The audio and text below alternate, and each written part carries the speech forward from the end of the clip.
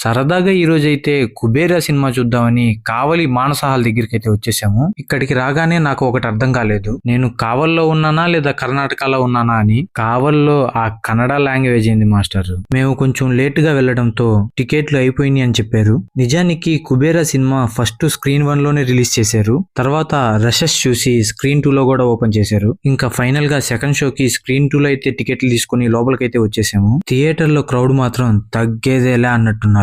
Screen 2 లో అప్పుడే cinema start అయిపోయిందని పరిగెత్తుకుంటూ వెళ్ళాను. అప్పుడే తమ్ముడు సినిమా టైటిల్ అయితే వేశారు. కుబేరా టికెట్లు అని చెప్పి తమ్ముడు టికెట్లు అంపర్ దొబ్బుతారా అని ఫ్రస్ట్రేషన్ లో ఉండగా అది ట్రైలర్ అని తెలిసింది. ట్రైలర్ తర్వాత మళ్ళీ అడ్వర్టైజ్మెంట్లతో సావదొబ్బారు. ఇంకన్నీ కాదని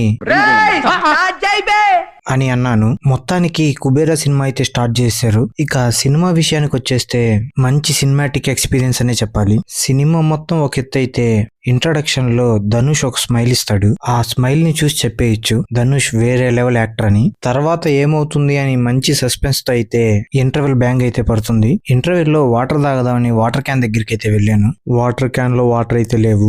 సరే అని క్యాంటీన్ లోకి వెళ్ళి ఒక వాటర్ బాటిల్ అయితే అడిగాను. 30 రూపీస్ అయితే తీసుకుని ఈ special edition Kinley water bottle అయితే ఇచ్చారు. ఇంకా ఈ వాటర్ బాటిల్ విషయానికి వచ్చేస్తే ఈ బాటిల్ మీద 30 రూపీస్ ప్రైస్ ట్యాగ్ అయితే వేసి రెస్టారెంట్లకి థియేటర్లకి సప్లై అయితే చేస్తున్నారు. ఇంకా సరే ఎలాగో క్యాంటీన్ దాకా వెళ్ళాం కదా అని ఒక పాప్కార్న్ కూడా తీసుకున్నాము. సినిమా విత్ పాప్కార్న్ అంటే డెడ్లీ కాంబినేషన్ అనే చెప్పాలి.